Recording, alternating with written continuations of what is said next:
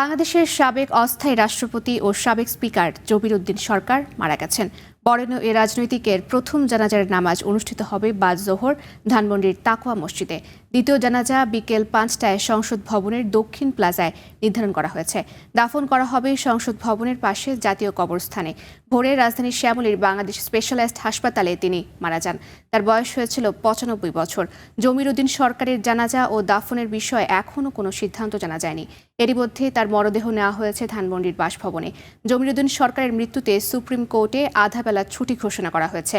তার মৃত্যুতে শোক প্রকাশ করেছেন হাফিজ উদ্দিন আহমেদ। এর আগে রাতে বাংলাদেশ জাতীয় সংসদের deputy speaker barrister Kaiser Kamal Jamir Uddin সরকারের শারীরিক অবস্থার খোঁজ নেন। বার্ধক্যজনিত অসুস্থতার কারণে হাসপাতালে চিকিৎসাধীন ছিলেন তিনি। জমির উদ্দিন সরকার ২০০১ থেকে ২০০৯ সাল পর্যন্ত জাতীয় সংসদের স্পিকার হিসেবে দায়িত্ব পালন করেন। জমির উদ্দিন সরকার আর ২০০২ সালে রাষ্ট্রপতি AQM বদরুদ্দোজা চৌধুরীর পদত্যাগের পর নতুন রাষ্ট্রপতি নির্বাচিত হওয়া পর্যন্ত অস্থায়ী রাষ্ট্রপতির দায়িত্ব পালন করেন।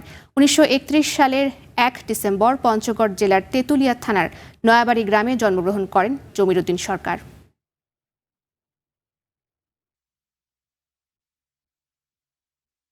খুব ইচ্ছে ছিল আমাদের পঞ্চগড়ের, উনি যেখানকার মানুষ, আমরা যেখানকার, আমাদের শিকড় যেখানে, সেখানে ওনাকে নিয়ে যাওয়ার খুব ইচ্ছা ছিল, কিন্তু আবহাওয়ার কারণে আসলে আজকে সেখানে নিয়ে যাওয়া কোনোভাবেই সম্ভব হচ্ছে না। এবং আমাদের আরও ইচ্ছা ছিল যে পঞ্চগড়ের থেকে মানুষরা যেন আসতে পারে, সেটারও আমাদের একটু ইচ্ছা ছিল সময় দেওয়ার, কিন্তু সেটারও আসলে আমরা ধর্মীয় কারণেই, সঙ্গত কারণে আমরা সেটা অপেক্ষা করতে পারছি না। কাজেই আপনারা সবাই দোয়া করবেন। এ বিষয়ে আরও জানাতে ধানমন্ডি থেকে যোগ দিচ্ছেন সহকর্মী জিসান আহমেদ। জিসান, আমরা জেনেছি যে কিছুক্ষণের মধ্যেই তার জানাজা সম্পন্ন হবে। এই বিষয়ে আপনার কাছে সর্বশেষ কী তথ্য রয়েছে?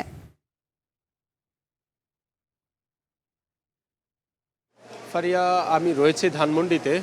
মূলত এটি ব্যারিস্টার জমির উদ্দিন সরকারের ছেলের বাড়ি। এখানে তাকে রাখা হয়েছে এবং তার ছেলের সঙ্গে কিছুক্ষণ আগে আমাদের কথা হয়েছে। তিনি যেমনটি জানিয়েছেন যে বৈরী আবহাওয়ার কারণে মূলত তার লাশ তার যে গ্রামের বাড়ি পঞ্চগড়, সেখানে নেওয়া হচ্ছে না এবং তারা বলছেন যে বৈরী আবহাওয়ার কারণে আজকেই মূলত তাকে তার যে দাফন সেটি সম্পন্ন করা হবে এবং তার লাশ এখনও ধানমন্ডি তাকওয়া মসজিদ থেকে গোসল করানোর পরে এখানে এনে রাখা হয়েছে।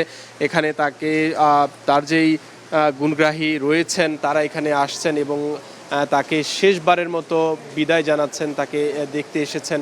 এবং এখানে যেহেতু তিনি দুইবারের অস্থায়ী রাষ্ট্রপতি ছিলেন এবং দুইবারের সাবেক জাতীয় সংসদের স্পিকার ছিলেন, সুতরাং তার আসলে অনেক শুভাকাঙ্ক্ষী রয়েছেন, তারা এখানে আসছেন তাকে শেষবারের মতো দেখার জন্য। এবং এখানে তারা অনেকে এসেছেন, যেহেতু বৈরী আবহাওয়া, মুষলধারে বৃষ্টি হচ্ছে, সেজন্য অনেকে এখনও আসতে পারেনি। তবে সবের সঙ্গে সঙ্গে কিন্তু মানুষজন আসছেন এবং এসে আসলে শেষবারের মতো তাকে দেখছেন।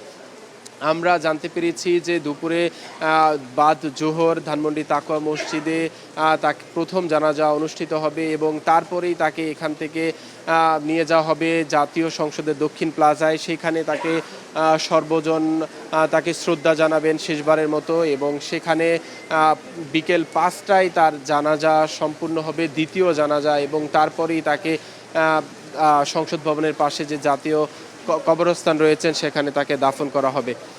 তো এখানে আমরা দেখেছি যে তার যে আত্মীয় স্বজন রয়েছেন তারা এখানে আসছেন তাকে শেষবারের মতো দেখার জন্য এবং তার দুই সন্তান রয়েছেন এবং ১ মেয়ে, ৩ সন্তান রয়েছেন, 2 ছেলে 1 মেয়ে। তারা জানিয়েছেন বৈরী আবহাওয়ার কারণে যেহেতু গ্রামের বাড়িতে নিতে পারছেন না, সেজন্য তারা দুঃখ প্রকাশ করেছেন। তো এই ছিল এখন পর্যন্ত আমার কাছে সবশেষ তথ্য। ফারিয়া। জিসান, আপনাকে অসংখ্য ধন্যবাদ যুক্ত হবার জন্য।